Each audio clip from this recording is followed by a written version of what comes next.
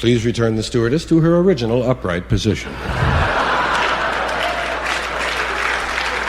Their airline always disappointed me. They don't have a drug stewardess. They have an alcohol stewardess.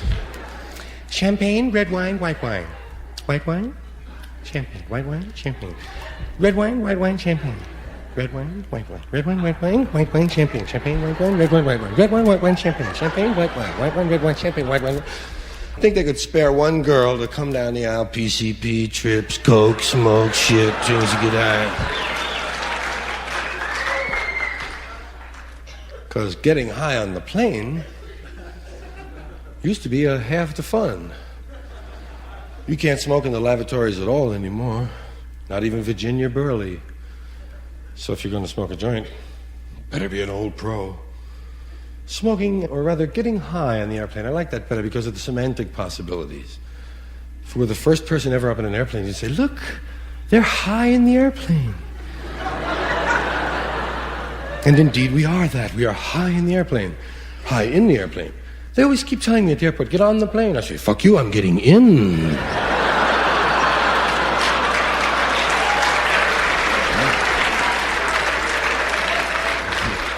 Let the daredevils get on. But we call it being high on the plane. They're high on the plane. And if you're an aeronautical engineer and you really like the design, you might be high on the plane.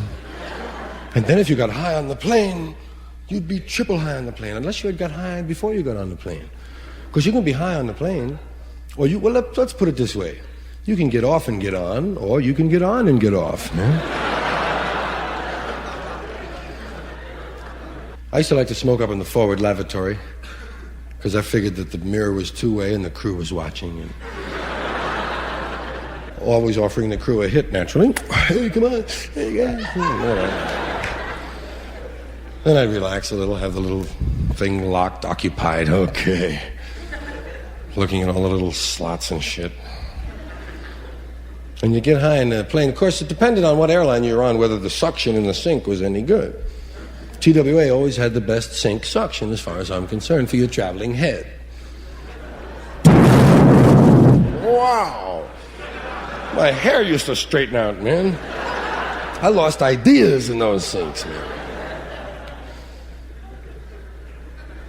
But you have to keep it open. I was a real dummy for several years. I used to just press down the drain, which gives you a red ring on the heel of your hand.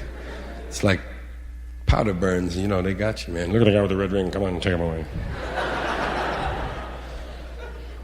So I found you could put some soap in there or a piece of the cup, keep it open. But then you have to decide if you're going to smoke in the bathroom on a plane. You have to decide if you're going to make believe you're taking a shit or not. Because making believe, if somebody could bust it in, like a guy from Texas comes through with an axe, man, you want to be ready taking a regular shit. You don't want to be arrested for shitting through your pants, right? As long as I got rid of the joint, I don't care what the charge is. Shitting with your pants on. Anyway, you get a little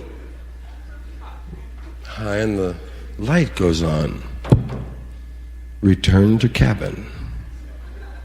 Uh-oh, something's up, they need me. Knew I shouldn't have left them alone.